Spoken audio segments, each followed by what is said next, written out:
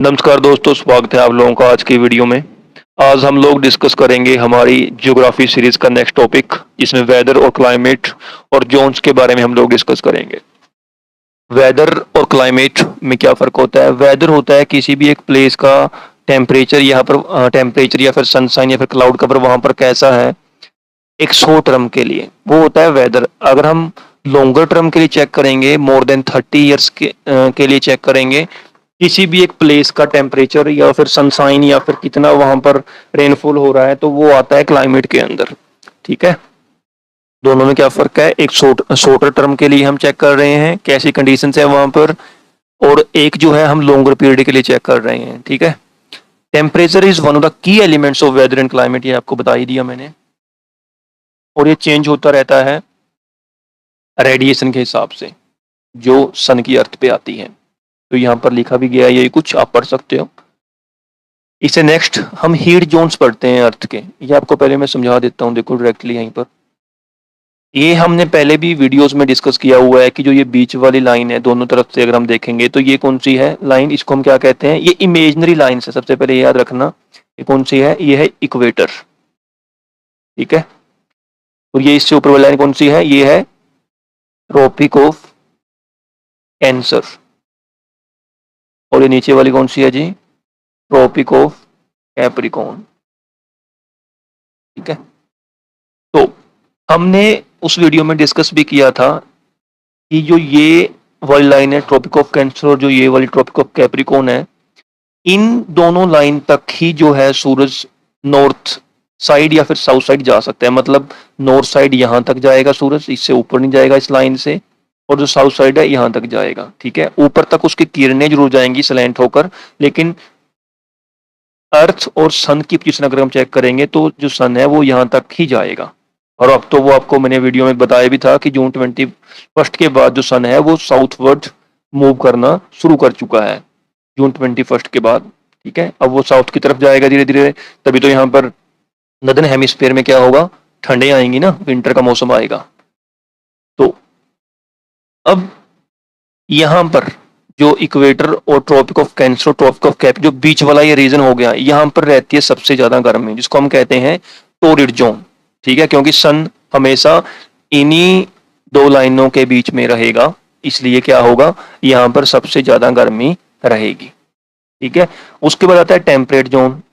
जो ये tropic of cancer और ट्रॉपिक ऑफ कैप्रिकॉर्न है और आर्कटिक सर्कल की जो ये लाइन है ऊपर वाली, इनके बीच में जो ये रीजन है यहाँ पर लिख भी रखा है, इसे हम कहते हैं टेम्परेट जोन। यहाँ पर क्या है? यहाँ पर टोरिड जोन से थोड़ा कम टेम्परेचर रहता है। ठीक है, क्योंकि यहाँ पर सन की जो रेज है वो स्लैंट होकर आती हैं, तिरछी होकर आती हैं। और इससे ऊपर आर्कटिक सर्कल से जो ऊपर वाला रीजन है और नीचे जो अंटार्कटिक सर्कल से नीचे वाला रीजन है, इसे हम कहते हैं फ्रिजिड जोन। यहाँ पर सन की रेज जो बहुत कम पहुंचती हैं या फिर बहुत ज्यादा स्लैंट होकर पहुंचती हैं, इसलिए यहाँ पर जो है आपको आइस देखने को मिलती है, यहाँ पर बहुत ज्यादा ठंड देखने को मिलती है। यहाँ पर नदर्न साइड में यहाँ पर कौन सा एरिया पड़ता है? आर्कटिक सर्कल, आर्कटिक जोन कह सकते हो, और यहाँ पर पड़ता है अंटार्कटिक। ठीक है, तो यहाँ पर बर्फ ही बर्फ होती है दोनों साइड। ठीक है जी, और ये जो हमारा इक्वेटर वाला रीजन है, इसके जो आसपास 5 to 10 नॉर्थ और 5 to 10 साउथ डिग्री, ठीक है जी, 5 to 10 नॉर्थ साइड में डिग्री हो गया आपका, और 5 to 10 डिग्री साउथ साइड में हो गया। यहाँ पर ही सबसे ज्यादा बारिश होती है। यहाँ पर अगर हम देखें तो ये सब कुछ हम पहली वाली वीडियो में डिस्कस करते आए हैं, तभी मैं कहता हूँ कि आपको ये सीरीज में देखनी चाहिए, मतलब कि डेली। ठीक है, हर एक वीडियो दूसरी के साथ जुड़ी हुई है, तभी मैंने शुरू से स्टार्ट किया है, वरना मैं इनको बीच में से भी स्टार्ट कर सकता था। ठीक है, खैर यही कुछ यहाँ पर लिखा गया है। देखो, सबसे पहले हम टोरिड जोन देख लेते हैं। ये जो बीच वाला जोन है टोरिड है, ये टेम्परेट है और ये फ्रिजिड है। इसको एक बार इरेज कर देता हूँ ताकि आप लोग इसको देख पाओ अच्छी तरह से। तो टोरिड जोन देखते हैं। Torrid zone refers to the area of the earth near the equator which is generally hot and humid.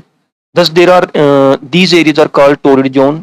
These places also get heavy rain all the year round. सारे साल यहाँ पर बारिश होती है। ठीक है जी। The torrid zone lies between the Tropic of Cancer and Tropic of Capricorn, due to which it is also called tropical zone. ये देखो, Tropic of Cancer, Tropic of Capricorn के बीच वाला एरिया है ये। ठीक है। नेक्स्ट टेम्परेट, सॉरी इसमें एक और पॉइंट रह गया है। The mid day sun is exactly overhead at least once a year on all latitudes in between the Tropic of Cancer and Tropic of Capricorn, it therefore receives the maximum heat, ये आपको बता ही दिया मैंने।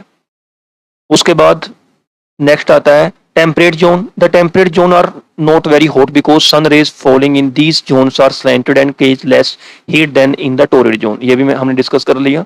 There are two temperate zone, the north temperate zone lies between the Tropic of Cancer and Antarctic circle, ये same है, discuss कर चुके हैं हम। In the temperate zones the four season spring summer autumn and winter are clearly felt. अच्छा ये बताओ कि हम कौन से एरिया में पढ़ते हैं, ये हमने डिस्कस किया था वैसे। तो हम कौन से एरिया में पढ़ते हैं, ये जो ट्रॉपिक ऑफ कैंसर है ये इंडिया के बीच में से निकलती है, ठीक है, जैसे कि मध्य प्रदेश हो गया, राजस्थान हो गया, इन स्टेट्स में से बीच में से होकर निकलती है। तो हाफ एरिया पड़ गया इंडिया का कहां पर, टेम्परेट रीजन में, और हाफ कहां पर पड़ गया, ट्रॉपिकल रीजन में। जो साउदर्न साइड है हमारा वो पड़ जाएगा कहां पर,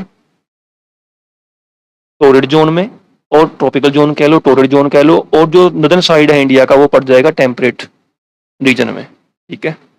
लास्ट है हमारा frigid zones. The frigid zone are very cold because rays of the sun fall at a great slant, so these zones get very little heat and are always cold covered by the snow. Areas lying between the Arctic Circle and North Pole, ये आपको बता ही दिया मैंने सब कुछ। अच्छा एक बात और, जो सन है वो यहाँ तक रहता है, देखो अब जब यहाँ से सन की रेज जाएंगी वो स्लैंट होकर जाएंगी ना बहुत ज्यादा, इसलिए 2-3 मंथ यहाँ पर जो है रात ही रहती है, और यहाँ पर भी। अब वो कैसे होता है, जब सन यहाँ पर है ट्रॉपिक ऑफ कैंसर के ऊपर है, तो जो साउथ साइड है उसमें 2 या 3 मंथ रात ही रहेगी, जो यहाँ पर कंट्रीज होंगी, ठीक है। जैसे यहाँ पर तो अंटार्कटिक है ना, यहाँ पर कोई लोग रहते नहीं है, तो यहाँ पर तो आप इसका मतलब कोई फर्क नहीं पड़ता, अंटार्कटिक में कोई नहीं रहता। लेकिन जो नदर्न साइड है, जब सन जो है आपका ट्रॉपिक ऑफ कैप्रिकॉर्न पे होगा, तो जो यहाँ पर नदर्न साइड में कंट्रीज हैं, ठीक है, वहां पर क्या होगा, 2 या 3 महीने के लिए क्या है जी, रात ही रहती है, सूरज उगता ही नहीं है, ठीक है। तो ये वो इस कारण होता है क्योंकि जो सन की रेज है बहुत ज्यादा स्लैंट हो जाती हैं, वो पहुंचती ही नहीं है वहां तक। तो खैर ये छोटा सा टॉपिक जो हमने डिस्कस किया आज, आशा करता हूँ कि आपको समझ में आया होगा। बहुत जल्द मिलते हैं एक नई वीडियो के साथ, तब तक के लिए आपका टाइम देने के लिए बहुत बहुत धन्यवाद।